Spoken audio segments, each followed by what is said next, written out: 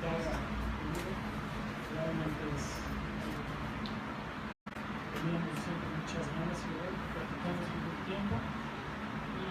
Y gracias a Adolfo Castañón, que dirige la colección de las Señoras del Jardín, se pudo dar, ¿no? Hoy tenemos esta presentación, hemos hecho ya algunas, ¿no? O sea, es un libro que hemos corrido mucho, que hemos presentado mucho, que nos gusta mucho. Hoy nos acompaña Pablo Espinosa y también Ángel Soto y Juan Vadillo con música. Vamos a hacer un poco más adelante. Bueno, van a hacer ellos, yo me pondré a oírlos. Una cosa más interesante. Adolfo Castañón no pudo estar hoy con nosotros y nos mandó un texto que hemos acordado que sea el que haga la presentación. Después le daremos la palabra a Pablo, ¿sí? El texto de Adolfo dice: Angelina, ya era hora, como dice la última línea de Arritmias, de que te dijera algo sobre el manuscrito que acabo de leer, hermoso y verdadero, terrible y real, el libro más raro que has escrito, libro solitario, libro maestro. Gracias. Arritmias se lee como un poema y como una narración, libro eco, personal y aún personalísimo, libro de maravillas y de terrores, sueños, historias interrumpidas, esperas y esperanzas angélicas, libro mensajero y musical. Gracias. Libro de horas y de gracias y desgracias, libro intersticial, cuaderno de tangentes y, para citar a Alfonso Reyes, planos únicos. Gracias por su música increada, poética y acompasada. Ya era hora de escribir el libro más raro con sus historias inspiradas. Empieza sombríamente y poco a poco se va abriendo como un tulipán submarino y nocturno, deseado y deseante. Gracias. Es también un libro misterioso y como un librero donde están acomodados, desacomodados, muchos otros libros que se van leyendo al lector al azar, al compás de las 32. ¿Sí? Arritmias que lo componen en una encubierta proporción. Gracias. Ya era hora. Hora de vida y encuentros posibles e imposibles después de la batalla a caballo entre dos siglos fuera de quicio. Gracias. Arritmias reúne un haz de 32 piezas entre narraciones, viñetas, estampas, ensayos, diálogos, leyendas, pensamientos e instantáneas. Su horizonte es la guerra, las guerras, el exilio, el destierro, el viaje, el sueño. Recrea con letras de fuego y ceniza diversos episodios de la guerra civil, planetaria, vivida y soñada. Y cita a Angelina: no entró en la guerra, pero tuvo la fortuna de conocer a niños que estuvieron y los interrogó.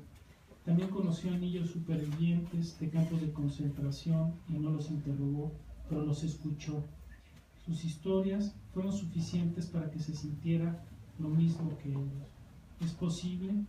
En su caso sí.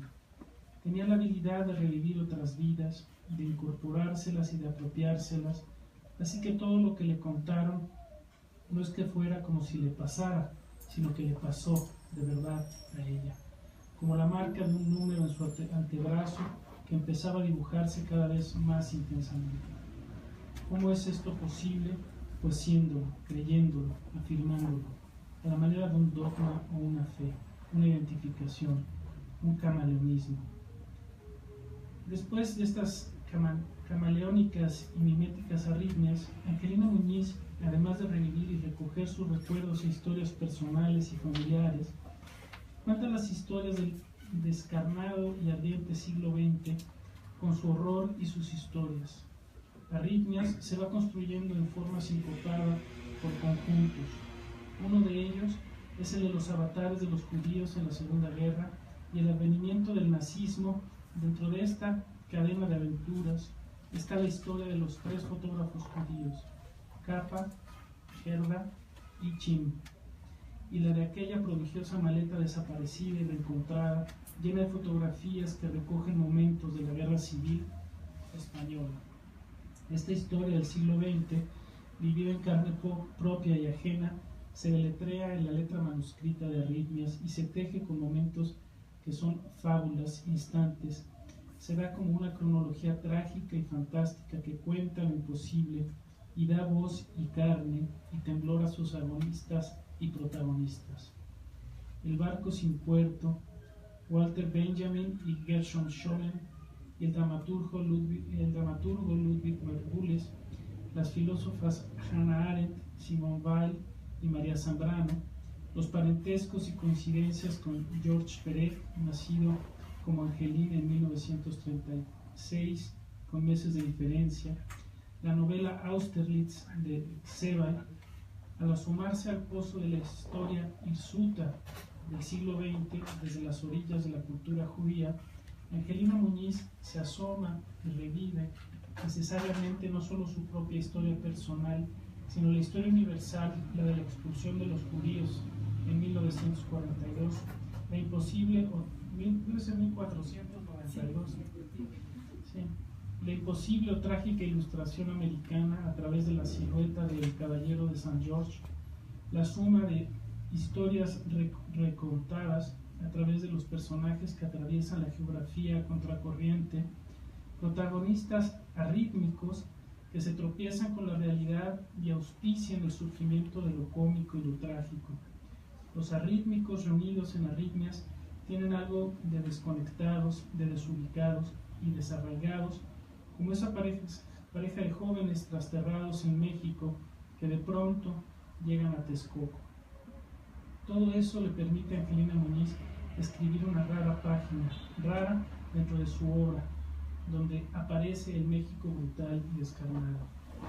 Historia de historias, libro de libros, Arritmias es una obra hecha para esperar y para encontrar al lector. En Arritmias, Angelina Muñiz alcanza un punto de madurez no solo literaria, sino humana.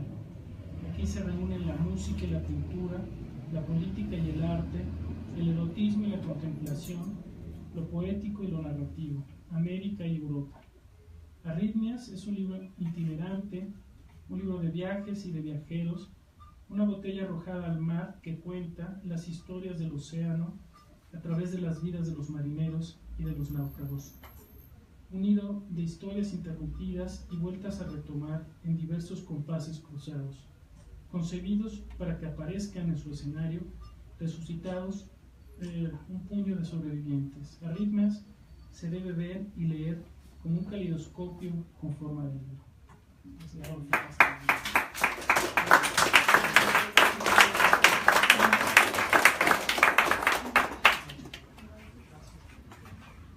Bueno, le damos la palabra ahora a Pablo.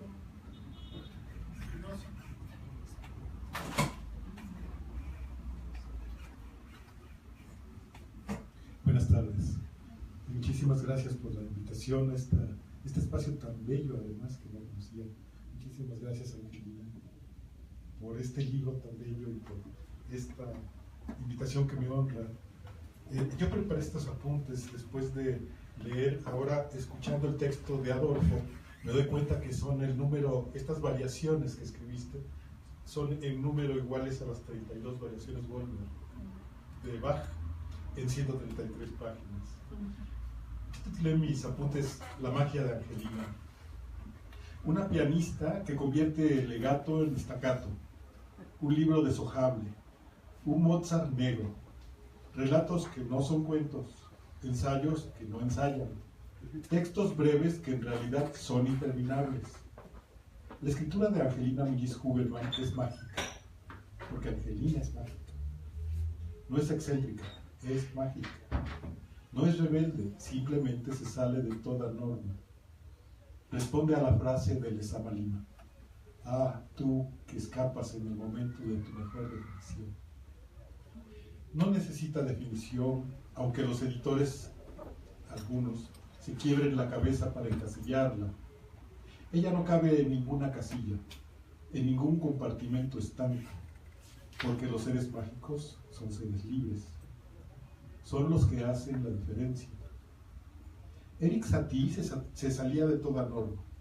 Se negó a utilizar las indicaciones burocráticas italianas en las partituras, Allegro con brío, adagio vivace, scherzo, y en cambio se burló y escribió una sonatina burocratique, y como indicaciones al pianista pedía: toque usted estas notas con la nariz, ejecute el siguiente pasaje como si fuera usted un gorrión con dolor de muelas. Olivier Messiaen escribió sinfonías para ser vistas en la mente. Era sinestésico. Y como los diferentes siempre somos blanco de ataques, él decía, a manera de defensa y con gran dejo de ironía: y sabemos que la ironía es una expresión de la inteligencia que nos permite decir cosas sin que los impertinentes se percaten. Decía Messiaen: padezco de sinestesia, escucho colores, cuando en realidad lo que decía es: gozo de sinestesia, escribo música en colores.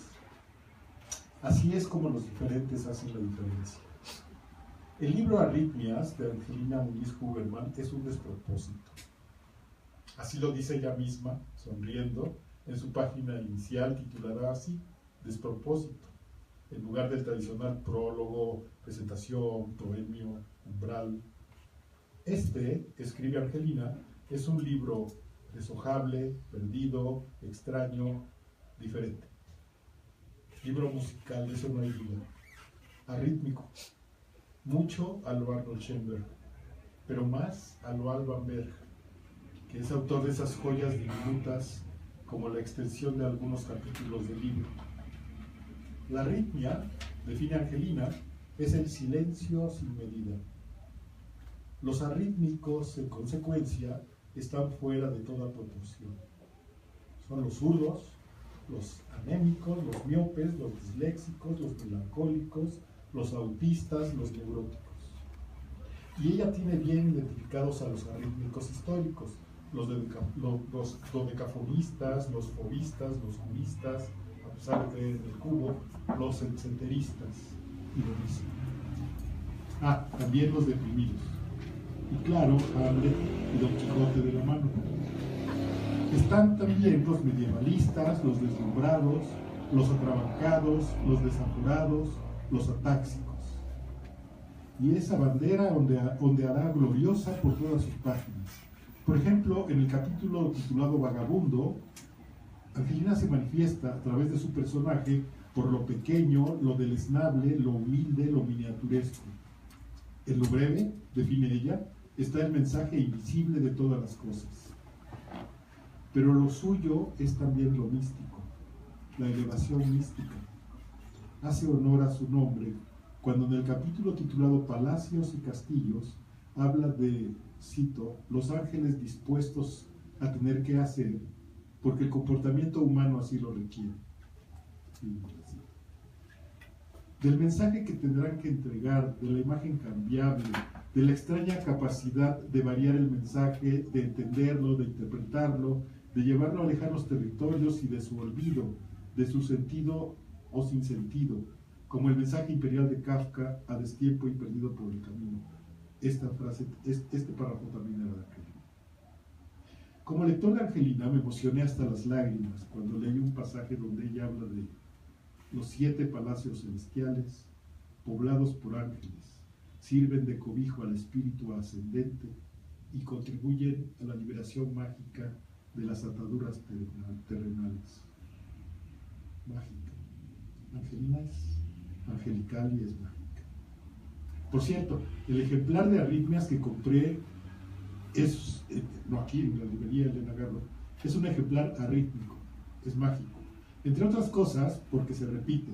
Luego de la página 48, de la 34 a la 48, hasta que ahora sí, todo se desatora y continúa el libro en la página 49.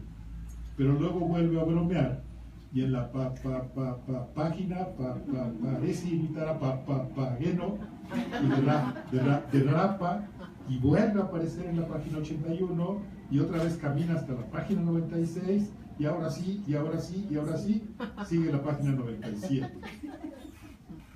Esto me resultó muy divertido. La escritura de Angelina es mágica y hace llorar lágrimas, puras, gélidas, candentes, preñadas de ternura, como en su relato Microcosmos, donde ella veía caer los copos de nieve tras el cristal de la ventana, y no eran copos de nieve sino notas musicales, blancas, notas blancas, con el peso de la nieve, el color de la nieve, la duración de la nieve, su tiempo. Y en ese momento sonó en mi mente la música de Debussy, y porque en ese idioma suena más musical que en otros, me vino a la mente el título, Snowflakes Are Dancing. Porque las personas angelicales, como Angelina lo sabe, y ella lo apunta así en la página 61, solo la música cura. Cuando llego a la página 78 me ruborizo en el honor de leer el título, El Caballero de San George, y abajo mi nombre como dedicatoria, y me emociono nuevamente, y confirmo que admiro profundamente a Angelina, y me honra constatar que la magia nos hermana, y entre las muchas cosas mágicas nos une el amor por la música de Mozart y la certeza de que nos conocemos de hace mucho, seguramente de vidas anteriores. Contada por Angelina, la historia del Mozart negro adquiere su dimensión cabal, mágica, mística. El hijo del hacendado francés Georges Bologne y de la esclava senegalesa Nanon cobra vida en estas páginas arrítmicas, y Joseph Bologne se convierte en el Mozart negro y en el famoso esgrimista, experto bailarín, denodado jinete, hábil seductor, coronel al frente de un batallón de negros en la Revolución Francesa, y el primer masón negro, masón Bologne, como masón Mozart. Antes de morir en el olvido, en el mismo año, y al igual que Mozart, en Enopia, había dominado, entre otros, el arte de amar, y con su mismo sentido del ritmo, su cuerpo se extendió sobre los cuerpos de las mujeres que así nunca lo olvidarán. Así de mágica y hermosa es la escritura del Angelina. Paul Valéry decía que lo más profundo que hay en el hombre es la piel, y sin embargo, dice ella, seguirá escribiendo de las entrañas, desde las entrañas. Y así como inició, así termina, de la misma manera que la aurora de los dedos color de rosa que vio el ciego Homero aparece idéntica en el amanecer y también en el ocaso, y dice al final Angelina: he escrito el libro más extraño, que no es nada, ni nadie, nada, pero necesario, un libro desnudo. Y la coda final, su coda final, que suena de manera semejante a como terminan las sinfonías de Bruckner. Ella entona: nada más, he escrito un libro arrítmico, ya era hora. Así suena la magia de Angelina.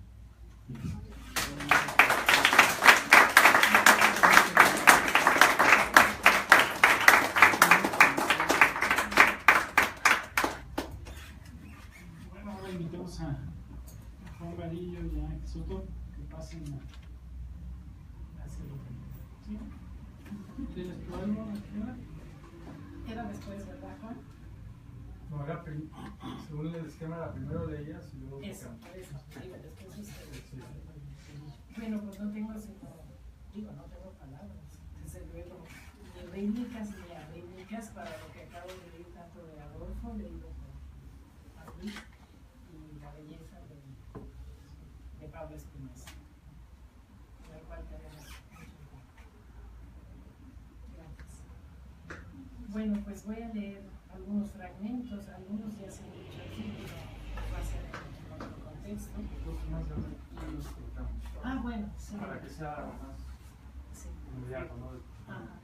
Bueno, Hacemos cambios de sitios. ¿quieres que me corra? No. Sí. Bueno, entonces voy a empezar con lo que ya se mencionó aquí.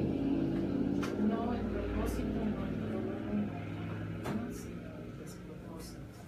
Porque había un poco que explicar qué tipo de libro es este.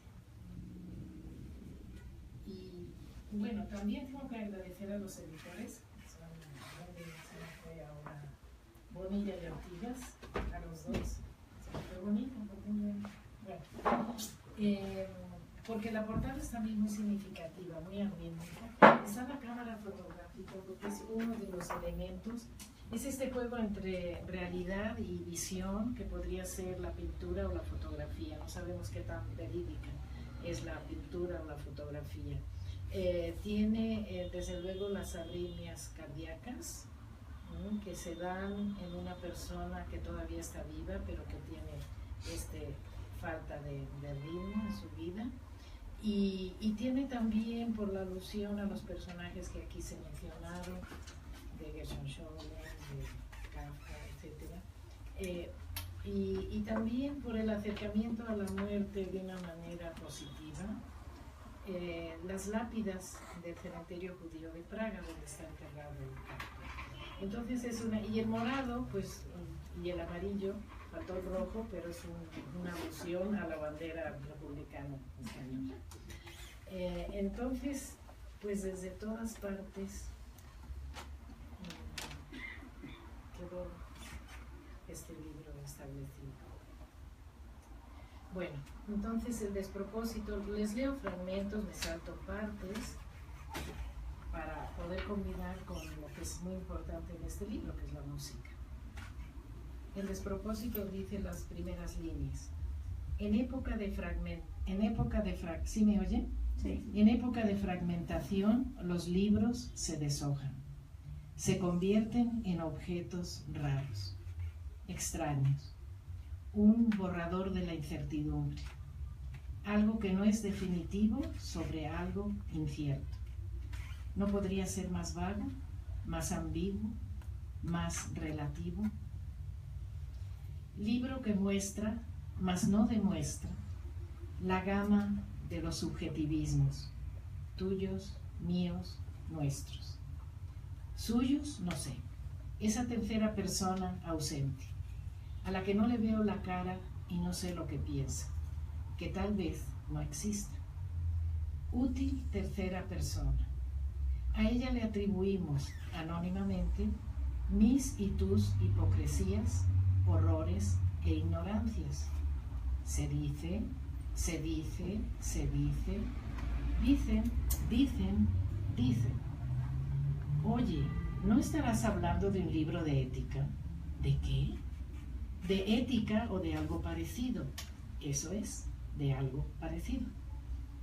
Rarezas, exageraciones y otras exquisiteces enarbolarán la defensa de los oprimidos, es decir, de los perseguidos por la razón, la lógica y la congruencia. Me salvé, te salvaste. Querido lector, existes. Había una vez este libro, que no existiría sin ti. Querido lector, te doy la oportunidad de existir, querido lector, como tú me la das a mí. Adelante. Y otra característica de la edición de este libro es que generalmente cuando termina y dice adelante o aquí termino, termina efectivamente la página y sigue en la otra. Bueno, arritmias. Igual leo fragmentos únicamente. Arritmia, está bien, arritmia. Sin ritmo, pero con ritmo. Un ritmo especial, un ritmo único, irrepetible, con su propio desorden. Ni primero, ni segundo, ni décimo, ni noveno. Al leer y al escribir, sin ritmo. Pero, sin ritmo es ya un ritmo. Frases cortas, frases largas, intermedias. El punto como signo arrítmico. Te detiene, te separa, te hace pensar.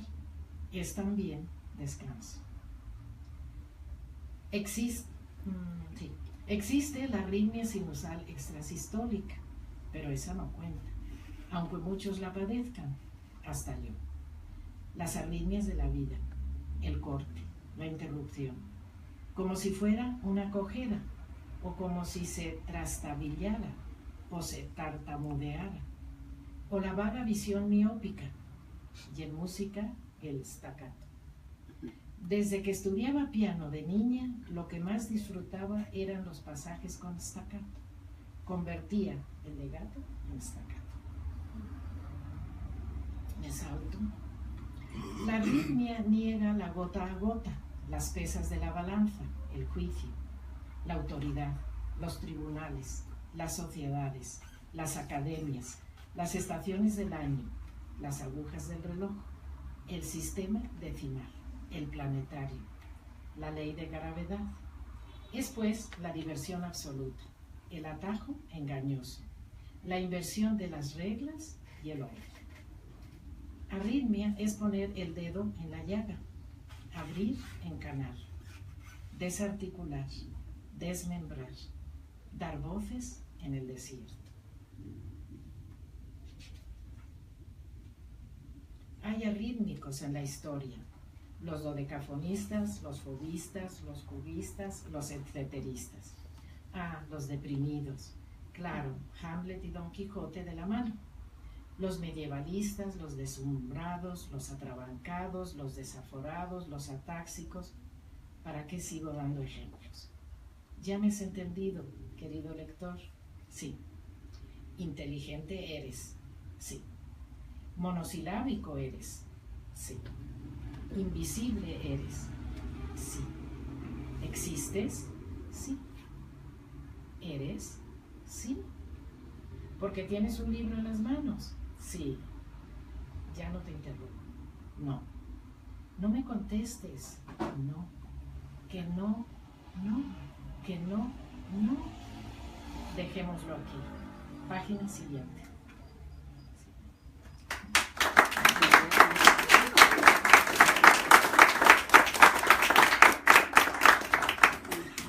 Bueno, pues muchas gracias a mi admiradísima, queridísima maestra Angelina, que me dio una clase que no es una clase, es otra cosa, una clase arrítmica. Y bueno, y gracias a Juan por la invitación. Gracias a Pablo por ese texto maravilloso. Bueno, hay un palo de flamenco que se llama taranta, ¿no? Entonces la taranta no es rubato, o sea, digamos que cuando la partitura pone rubato, quiere decir que el tempo es flexible, pero se mantiene la medida del compás, ¿no? Pero la taranta no. La taranta es absolutamente arrítmica, porque no hay ningún compás ni hay ninguna regla. O sea, esto pasa mucho en la música de la India, ¿no? Cuando el famoso alap previo al ritmo del raga, el alap es totalmente sin ritmo. Entonces, bueno, y bueno, por otra parte el staccato pues es lo más flamenco que hay, ¿no?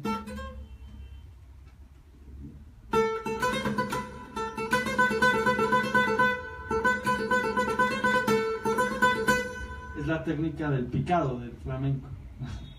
Entonces, bueno, vamos a hacer esta taranta y la vamos a ir llevando para que se convierta en una rumba, que también eso es en honor a Angelina, porque gracias a su sensibilidad y su capacidad de borrar fronteras, etiquetas y límites, consigue que la literatura no sea una cuestión de géneros, sino una cuestión de Dejemos. de degenerados.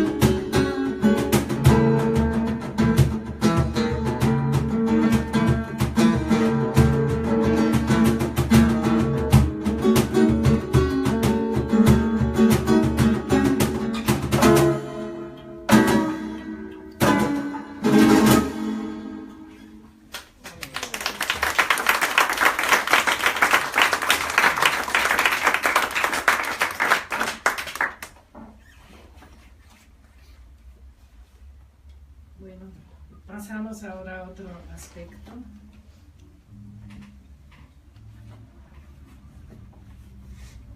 Y es el de la Guerra Civil Española. Y un suceso que ocurrió y todo lo que yo imagino que pudo haber pensado la persona que desencadenó esta tragedia. Este relato se llama El tanquista y Gerda Taro. Gerda Taro, como se mencionaba en el texto de Adolfo, era parte de los 3 fotógrafos más importantes de la Guerra Civil: Robert Capa, Gerda Taro y David Sim. Dice así: había llovido mucho durante la noche y la tierra estaba húmeda.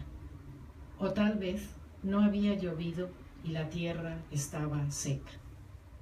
Los tanques estaban alineados y dispuestos a recibir la orden de marchar. Los soldados se preparaban para la batalla. Habían desayunado ligeramente, repasaban sus armas y que todo estuviera en orden. El frío del ambiente penetraba sus cuerpos y hacía temblar sus almas. Los brigadistas que se habían unido a las fuerzas republicanas en 1937 para defender a España estaban listos también. Entre ellos, los fotógrafos eran imprescindibles para dejar testimonio de los hechos. Eran 3 los amigos, y 2 de ellos eran pareja: Robert Capa y Gerda Taro. El tercero, David Sim, se había convertido en su inseparable y fiel compañero y el equilibrio entre ambos. Salto unas partes. En el campo de batalla todos estaban preparados para lo que pudiera suceder. Brunete había sido ganada por los republicanos, pero no se descartaba un contraataque franquista. Cuando este llegó, hubo confusión y soldados y comandantes trataron de ordenarse.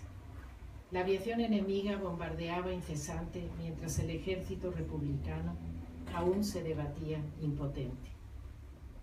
Fue en ese momento cuando ocurrió la tragedia.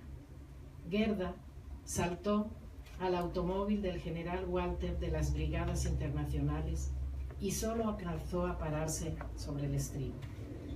Los tumbos del auto en su huida le hicieron perder el equilibrio y caer, con la mala suerte de que en ese mismo instante un tanque retrocediera sobre el terreno y aplastara el cuerpo de la fotógrafa. El tanquista no supo lo que había hecho hasta horas después. Su corazón dio un vuelco y creyó que se moría. Había visto tantas veces a Gerda tomando fotos en toda su agilidad y belleza, y cómo ahora podía entender que él la había matado.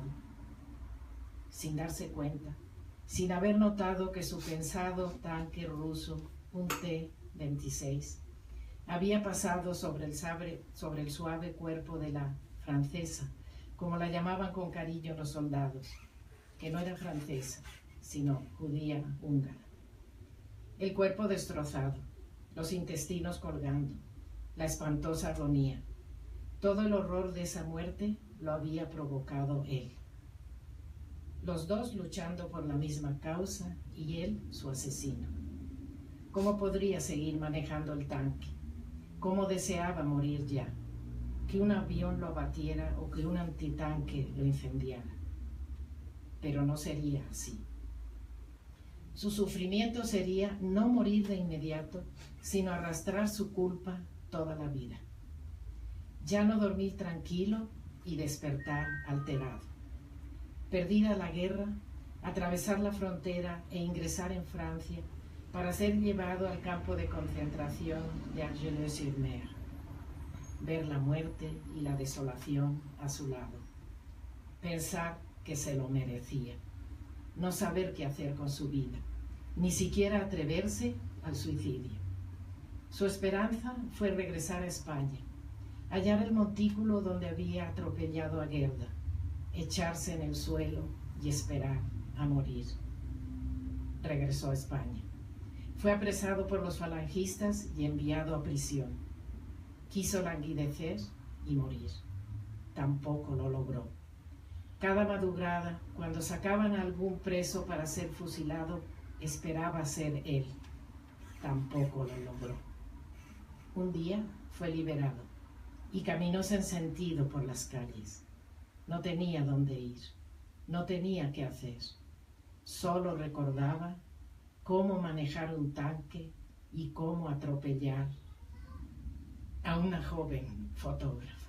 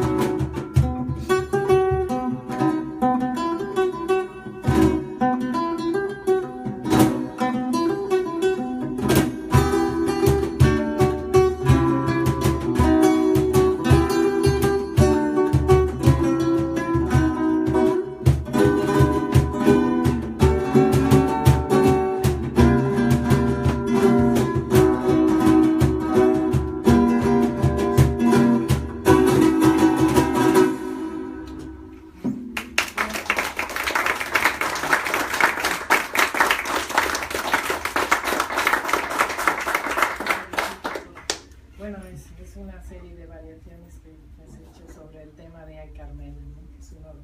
Que es uno de los de la guerra más famosos, ¿no? Pero estas variaciones son totalmente conmovedoras.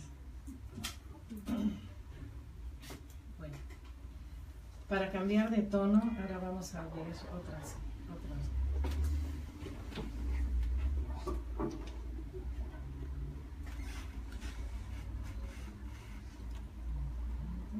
Esto es una desmitificación del personaje clásico, real y inventado del Don Juan. Este relato se llama Juan sin alma, junto todo. Y dice así: Don Juan sin alma tose sin saber por qué. Ha coleccionado almas de mujeres y a cambio les ha dejado la tos. Será lo único que recuerden de él, su preciada tos. Su tos intermitente, como el coitus interruptus a causa de su tusis interrupta. Escribiría un tratado sobre la tos en la cima de la humanidad. Se preguntaría: ¿tosería Ulises en su viaje de regreso? ¿Tosería Moisés luego de cruzar el Mar Rojo? ¿Tosería Freud antes de encender el puro? ¿Tosería Platón en medio de un diálogo? ¿Tosería Mahler entre pentagrama y pentagrama? ¿Tosería Hannah Arendt durante el juicio de Eichmann? ¿Tosería Bach después de cada variación de Goldberg? ¿Tosería relativamente Einstein? ¿Tosería Marx junto a los obreros? ¿Toserían los hobbits, los duendes, los elfos? ¿Y las hadas toserían? Don Juan sin alma y con tos se precipita en su carrera hacia la conquista impoluta de mujer y mujer. Pronto la historia de su mito se deslinda de la original y adquiere su propio rumbo. Solo falta resolver el teorema teológico, que como tal no se resolverá. Alma sin alma y Dios sin Dios. Por lo menos se salvará del infierno sin infierno. ¿Se salvará o será la tos su infierno?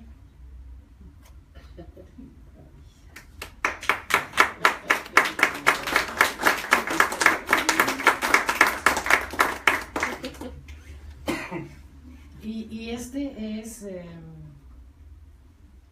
pues una situación que espero que también a ustedes les haya pasado. El título es No saber que se sabe. Puede ocurrir que se sabe algo de alguien y éste no sabe que se sabe. Entonces, ¿cómo actuar? ¿En silencio y con alegría por saber lo que se sabe? ¿Usarlo para presionar? ¿Tratar de averiguar para comprobar que en efecto es verdad? ¿Simular que no se sabe que se sabe? Nunca estar segura si el otro sabe que sé, y también duda o disimula que sabe que yo sé. O no quiere decirlo y mejor calla. Tal vez los dos estemos equivocados y saber no sea lo importante. Después de todo, ¿de qué sirve saber si se guarda silencio? Lo que podría servir de algo es inútil. Podría, por ejemplo, enviar ese conocimiento al fondo de la memoria, como esos mensajes que flotan en el espacio cibernético. Lo peor sería que el otro sí supiera que sé y esperara a que yo reaccionara o dijera algo.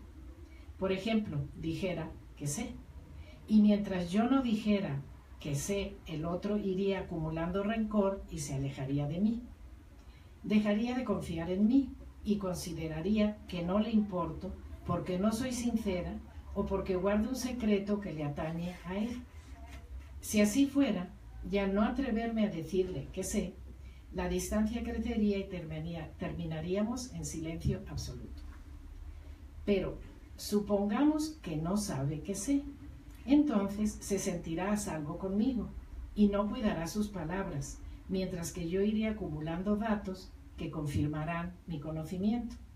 Estaré a la espera de sus deslices y mi teoría inicial se confirmará. Daré un paso más y le tenderé trampas. Poco a poco caerá en ellas, hasta que un día, sin más ambajes, le diré lo que sé.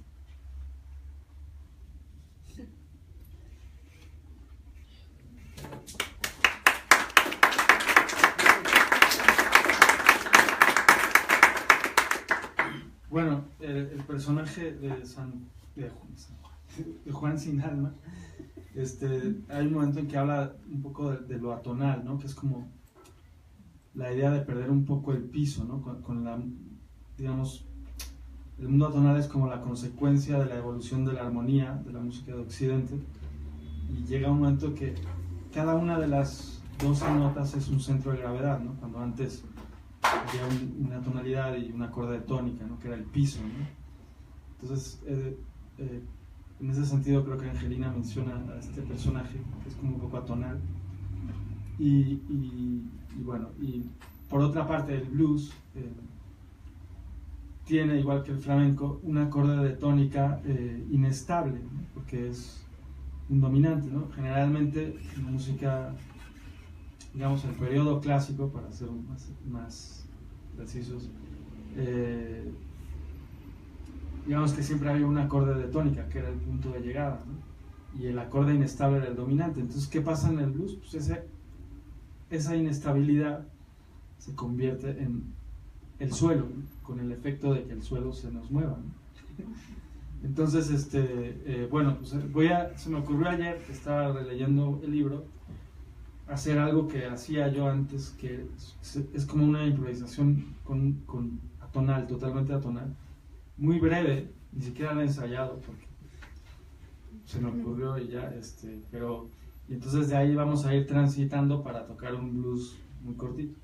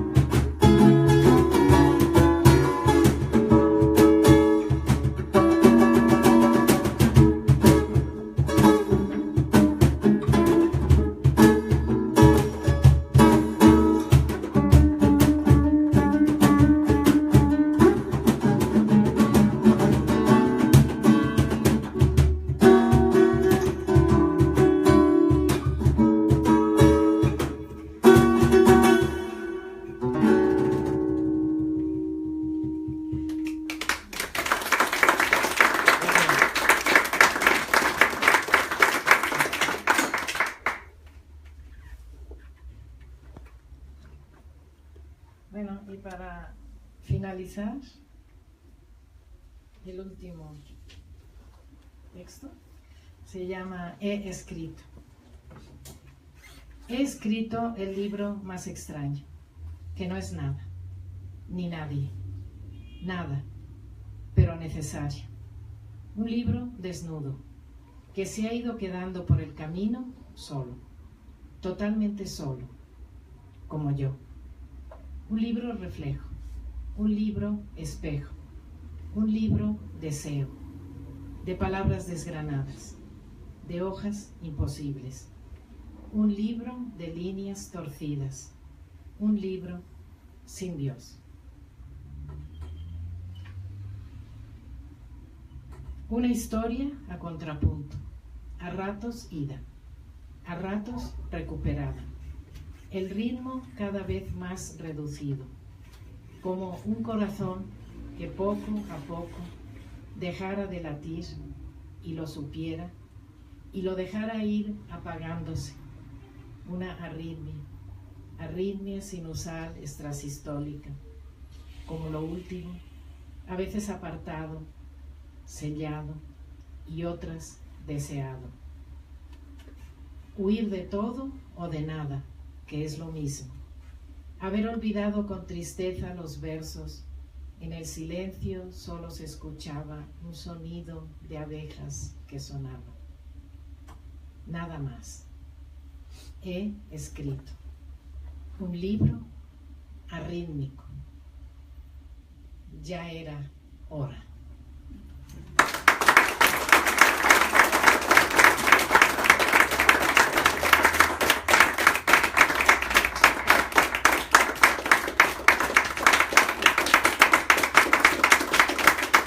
Bueno, para terminar vamos a puse una bulería para el final, porque digamos que los gitanos, también los andaluces, pero más los gitanos, van huyendo de todo, ¿no? Van burlando la realidad, van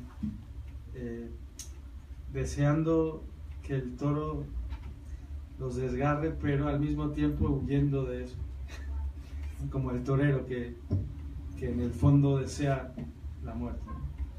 Y la bulería es un poco así, ¿no? Es como ir burlando al toro, como es una música llena de picardía, o sea, es muy pícara, ¿no?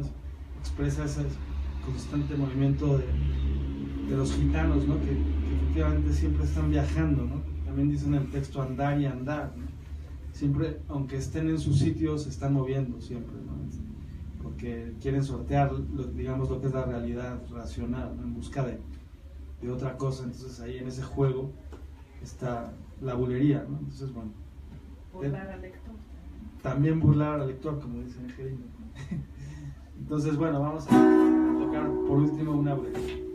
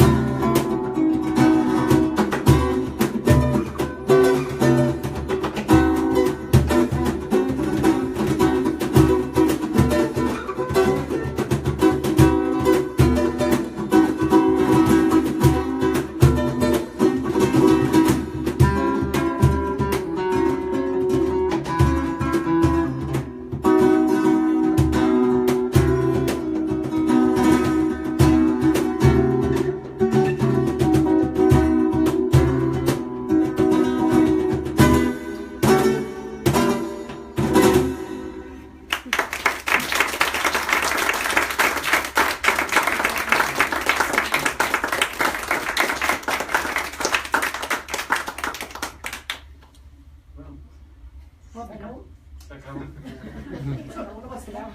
No sé si alguien quiera conectar algo. Yo quiero otra. Otra, tenemos otra. Yo quiero oír Perdone, su nombre a otra vez. Angelina otro. Que Angelina lea otro también. ¿Cuál es su nombre? ¿Mío? Sí, claro. Pilar. Esther, para usted. Muchas gracias. Una soleá.